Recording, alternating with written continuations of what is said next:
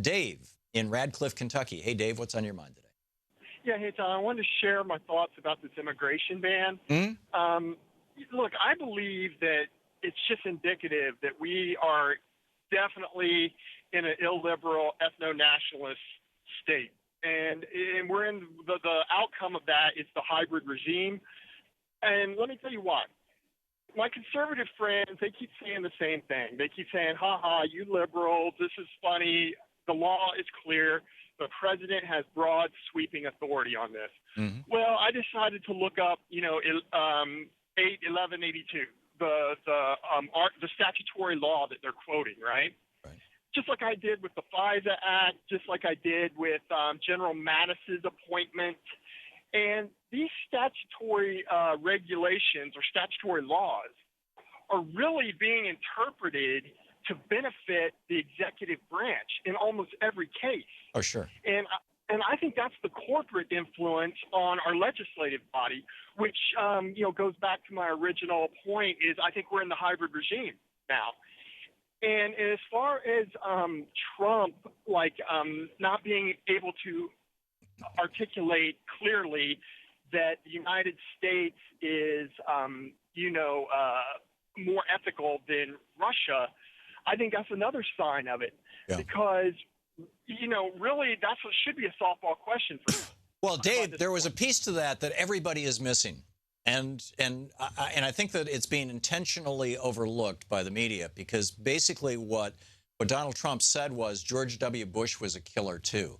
He killed 100,000 people at least in Iraq and thousands of American soldiers.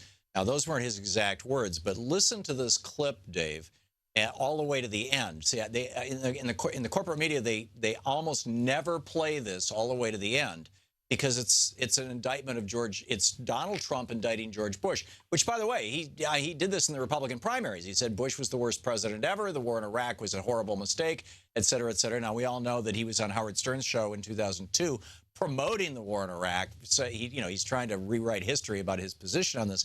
But nonetheless, just listen to this. Here's what he had to say. He's a killer, though. Putin's a killer. A lot of killers. We got a lot of killers. Why, you think our country's so innocent? You think our country's so innocent? I don't know of any government leaders that are killers in America. Well, take a look at what we've done, too.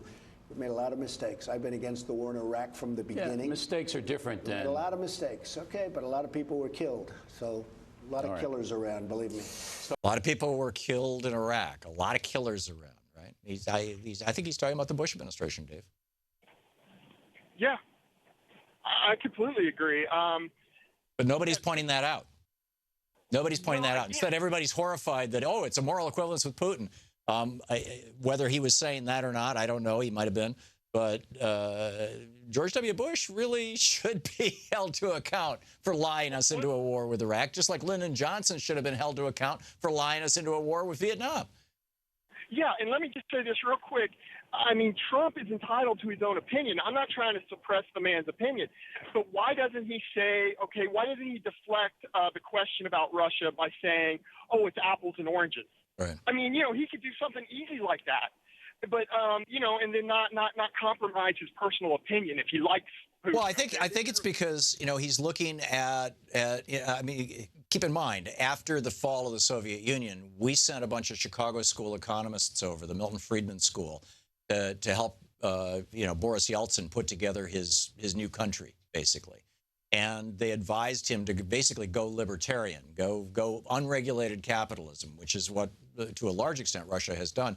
Well, unregulated capitalism typically produces oligarchs and strongman kind of regimes, as it were. And I think that's what Donald Trump is trying to create here in the United States right now. They're trying to deregulate capitalism left and right, and he's trying to play the role of the strong leader that Vladimir Putin plays very well in Russia. So I think you're right. He could have said it's apples and oranges, and instead he said, no, we're going down that same road, and that should cause a lot of Americans to pause and say, did I just hear that? Really? But on the other hand, there's also that indictment of George W. Bush in there, which I think is consequential. Dave, thanks for the call.